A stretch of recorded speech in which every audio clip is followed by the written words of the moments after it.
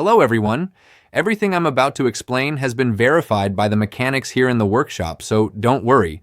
We'll go through it step by step. In many cases, the driver assistance system turns off because it detects something out of the ordinary. Customers tell us things like, the car started giving warnings and several safety features suddenly stopped working. This means the vehicle has detected a fault that could affect functions like lane keeping, automatic braking, or collision assistance. When inspecting vehicles, we've noticed that sensors are usually the first things to check.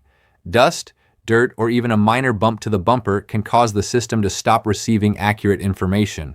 Some customers mentioned that after cleaning the cameras and sensors around the windshield and bumpers, the alert disappeared temporarily. As one workshop technician says, these sensors are so sensitive that even a layer of dust can block them temporarily. On the other hand, the vehicle's software also plays a big role. Several customer experiences show that after a system update at the dealership, the message disappeared immediately. GMC has even published bulletins recommending that the assistance module software be kept up to date to prevent recurring faults and unnecessary alerts. In certain cases, when inspecting the electrical system, we find that loose connectors or damaged internal modules trigger the alert.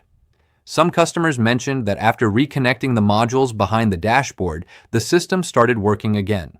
However, if a sensor or module is damaged, it's recommended to replace it at an authorized workshop to ensure the vehicle maintains full safety.